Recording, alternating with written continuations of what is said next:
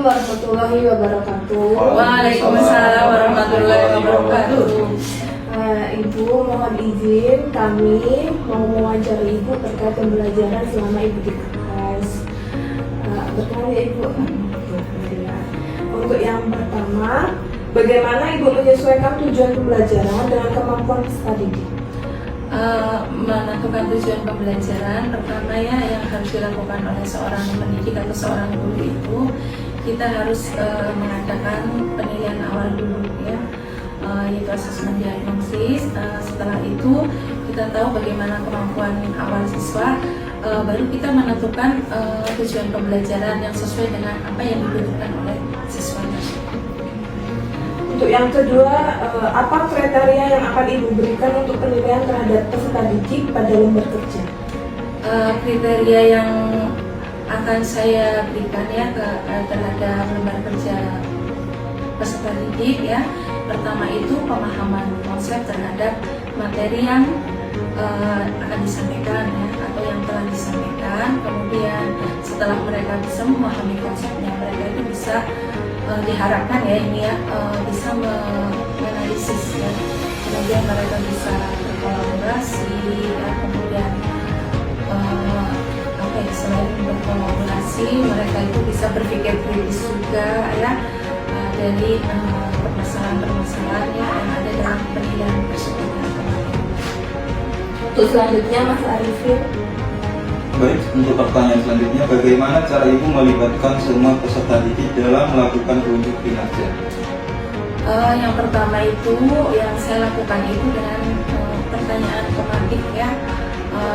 Pertanyaan tematik itu kan biasanya pertanyaan yang dari yang termudah ya, untuk menggali kemampuan siswa. Nah, dengan begitu kan anak-anak itu akan termotivasi untuk menjawab sesuai dengan kemampuan awal mereka. Kemudian ada juga setelah itu kita kirim anak-anak itu ke permasalahan-permasalahan yang sesuai ya, sebenarnya sesuai dengan materi yang disampaikan ya. Kemudian permasalahan itu yang ada di dalam undang-undang. Pertanyaan selanjutnya, situasi apa saja yang dapat melibatkan peserta didik untuk membuat ide-ide yang menarik? Ini situasinya tentunya ketika mereka itu berkolaborasi dan berdiskusi dengan teman-temannya ya, dengan temannya untuk membahas permasalahan-permasalahan yang disampaikan oleh seorang pendidik. Dan pertanyaan selanjutnya, apa saja hambatan yang menimbulkan anak kurang berani untuk bertanya? Nah, hambatannya yang sering saya hadapi itu ya, mereka itu kurang percaya diri. Kemudian siswa itu takut kalau apa yang disampaikan itu salah. Itu hambatan yang paling utama, kurang percaya diri dan takut salah. Lalu pertanyaan selanjutnya, bagaimana caranya peserta didik terlibat dalam mengeksplorasi ide-ide besar dan pertanyaan penting?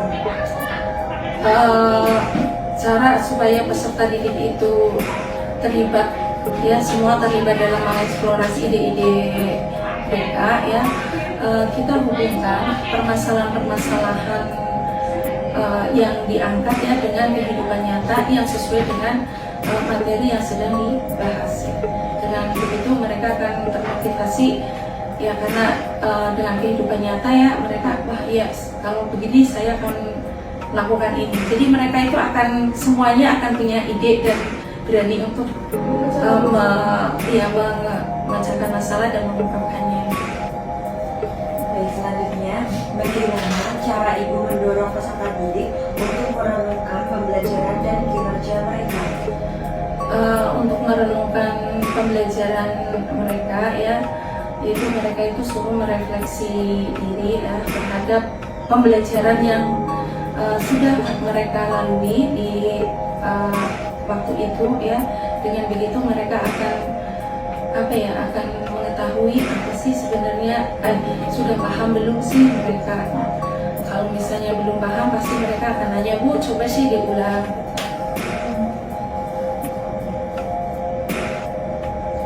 Selanjutnya, bagaimana produk karya peserta didik dapat ditingkatkan melalui revisi berdasarkan penilaian diri dan umpan balik.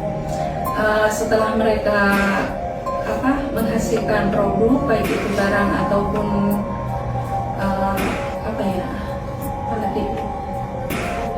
tampilan ya, dan mereka kan akan mempresentasikan di depan kelas ya, kemudian dapat umpan balik dari teman-temannya dan juga dari guru.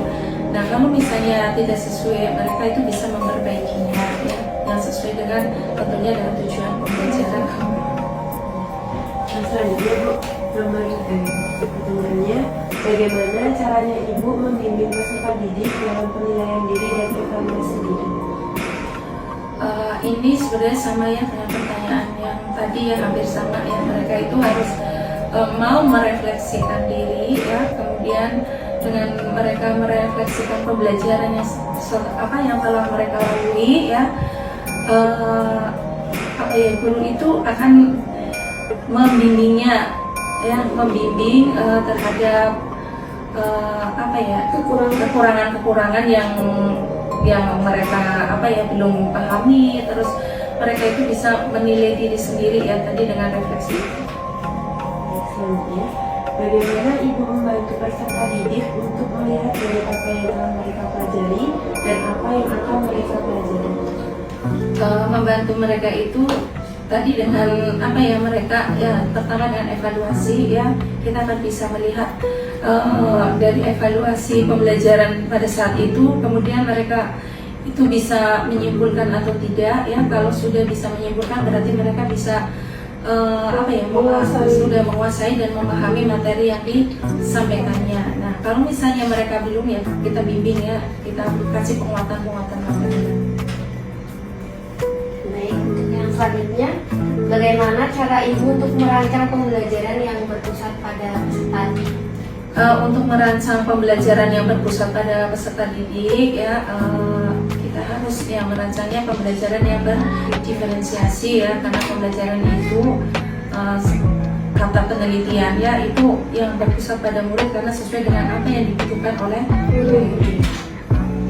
Pengalaman belajar apa yang paling baik untuk peserta didik sehingga mereka dapat mengembangkan dan memperdalam pemahaman mereka?